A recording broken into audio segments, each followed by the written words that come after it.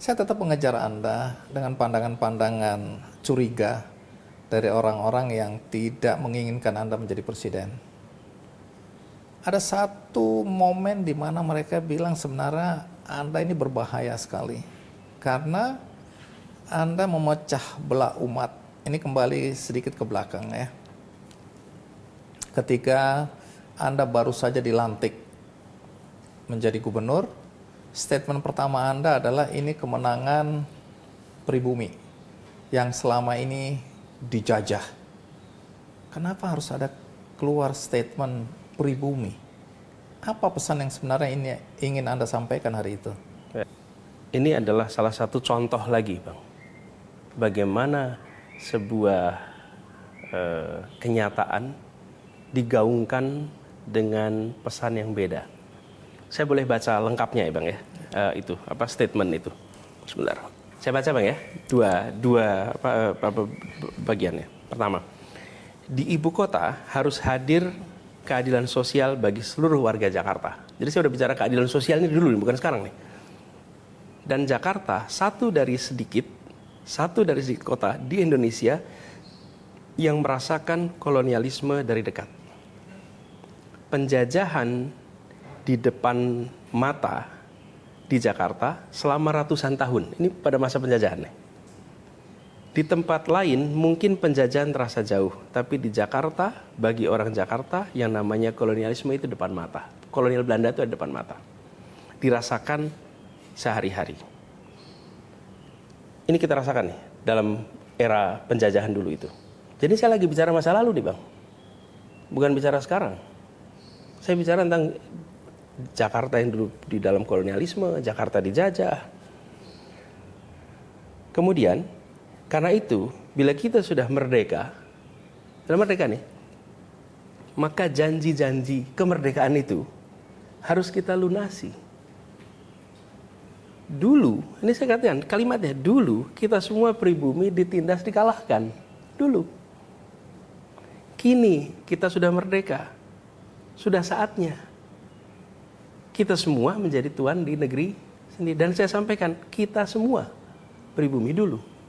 Jadi saya sedang bercerita tentang peristiwa prakemerdekaan. Yang pada waktu itu memang ada stratifikasi. Tidak sama sekali tidak bicara tentang kemenangan pribumi, sama sekali tidak ada. Ini bicara tentang masa itu. Mereka yang tidak percaya dengan penjelasan Anda ini, ya, karena Anda dibilang gubernur yang pandai mengolah kata, Anda mengambil spesifik statement itu dengan merefleksikan apa yang terjadi di zaman penjajahan, itu menjadi ada konteksnya ketika yang Anda hadapi dalam kompetisi adalah Pak Ahok yang keturunan Tionghoa. Sehingga orang tidak bisa lagi melihat apa yang Anda sampaikan sebagaimana yang Anda maksudkan. Ini adalah simbol-simbol pernyataan Anda bahwa Tionghoa adalah penjajah, sekarang pribumi yang mengambil alih kota Jakarta. Itu kan bisa diartikan seperti itu pesannya. Boleh, jika sesudah itu saya tidak bertugas. Oke? Sesudah itu saya bertugas. Sesudah saya bertugas di Jakarta, apakah dalam bertugas diskriminatif? Apakah dalam bertugas menunjukkan sikap membeda-bedakan? Kalau sangkaan itu benar, maka selama saya bertugas ada diskriminasi, ada pembedaan. Nyatanya tidak. Justru merangkul semua. Sekali lagi, orang yang tidak menghendaki Anda jadi presiden ini ya, punya argumentasi berkaitan dengan Anda selalu menyebut, silakan lihat rekam jejak. Rekam jejak Anda yang menjadi dosa Anda yang selalu disampaikan berulang-ulang. Dan ini beredar di masyarakat. Anda kan dulu bilang bagaimana kita harus merajut tenun kebinekaan. Tapi justru di era Anda membiarkan masjid-masjid, membiarkan pendukung Anda menggunakan politik suku, politik agama. Sehingga sampai hari ini dampaknya kata orang sangat dirasakan adanya konflik. Bahkan ada yang bilang kadrun, ada yang bilang kecebong, dan seterusnya. Itu gara-gara Anda. Jawabannya adalah lihat pada kenyataan. Bukan hanya lihat apa yang saya sampaikan, Bang. Lihat pada kenyataan.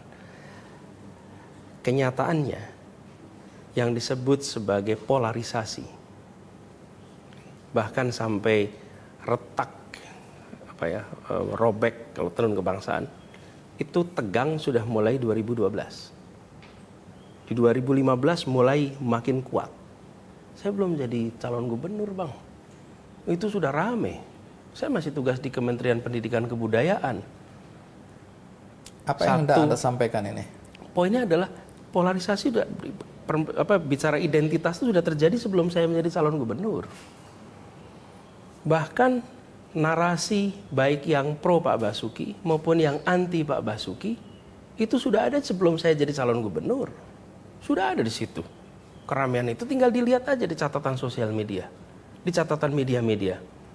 Kampanye misalnya, lebih baik Muslim tidak korup daripada pemimpin tidak non Muslim tapi tidak korup daripada Muslim tapi korup misalnya.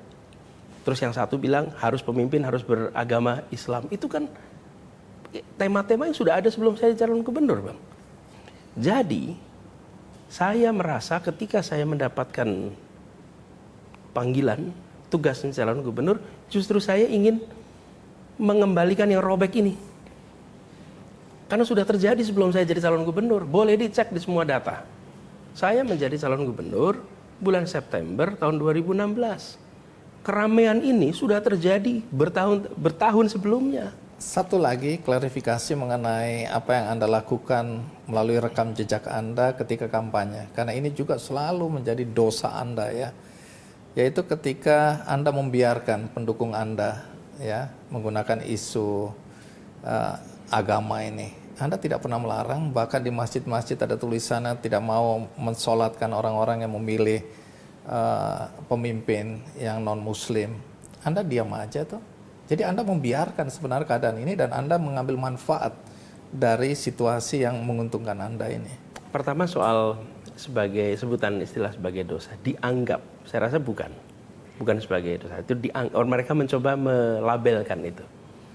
Kenyataannya, Bang, ketika muncul isu ada pelarangan menyolatkan jenazah, saya datang ke tempat itu.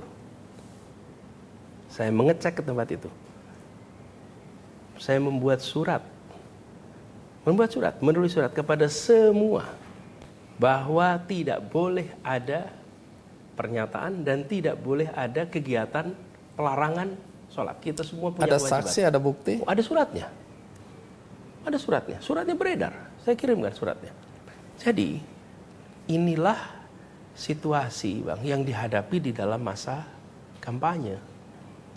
Kita kemudian lihat recovery-nya harus serius dan itu yang kita kerjakan. Anda tahu bahwa di media sosial Anda sering jadi olok-olok karena rekam jejak Anda. Anda kan selalu bilang, lihat rekam jejak aja. Dan kemudian di media sosial rekam jejak Anda yang ditampilkan itu yang buruk-buruk. Saya mulai dari sumur resapan. Dulu Anda bilang bahwa ini akan merupakan solusi untuk mengurangi banjir di Jakarta. Tapi kemudian yang muncul ke permukaan kan sumur-sumur resapan yang hancur lebur, berantakan, dan merusak jalanan. Dan itu menjadi bahan tertawaan. Bagaimana Anda menjelaskan soal sumur resapan yang Anda anggap sebagai solusi mengatasi banjir Jakarta ini? Sumur resapan adalah solusi, itu adalah masa depan, dan konsep Sponge City adalah konsep yang sekarang diadopsi di semua kota-kota besar dunia. This is the future. Jadi, kita bangun di Jakarta ini sumur resapan dan harus diteruskan nih program sumur resapan ini. Saya bersyukur program ini sekarang akan diteruskan. Kenapa sumur resapan ini merupakan solusi? Bahkan saya dengar di IKN ini akan digunakan juga konsep sumur resapan ini. Jadi Jakarta itu adalah kota yang penuh dengan cekungan-cekungan, Bang. Karena itu kita punya banyak tempat yang dulunya rawa. Rawa Bebek, Rawa Belong, Rawa Mangun. Itu semuanya adalah rawa-rawa, tempat yang rendah. Saya beri ilustrasi aja. Di ITC Fatmawati dengan Jalan Fatmawati itu turun ke bawah jalan raya, itu turun ke bawah bisa sampai 1,5 meter jalannya. Nah, ketika terjadi hujan, tempat-tempat yang cekung ini selama ini pakainya parit pengantar air. Jadi antarkan airnya dipompa. Yang terjadi adalah genangannya lama sekali, baru dia turun. Kenapa? Karena harus ditarik ke tempat yang lebih tinggi. Nah, di tempat-tempat seperti itu dibangunlah sumur resapan sehingga dia turun. Dan terbukti itu mempercepat surutnya air pada saat hujan deras di tempat yang rendah. Di tempat-tempat itu dibangun. Ada dibangun 27.000 waktu itu yang pertama kali. 27.000 lubang dibangun sumur resapan. Di tempat-tempat itu terbukti air menjadi surut cepat. Bisa ditanyakan kepada warga di sana. Oke, itu satu. Berarti ada solusinya. Yang kedua, apakah sempurna? Tidak, Bang. Apa tidak sempurna? Sebagian pelaksanaan kontraktor itu ada yang dikerjakan dengan rapi, ada yang tidak rapi. Ini kelihatan di lapangan nih. Ya, kita bangun 27.000, ya kalau ketemu ada 50 yang bermasalah sangat mungkin. Nah, 50 inilah yang difoto, 50 inilah yang kira-kira ya, yang digandakan dan diramaikan.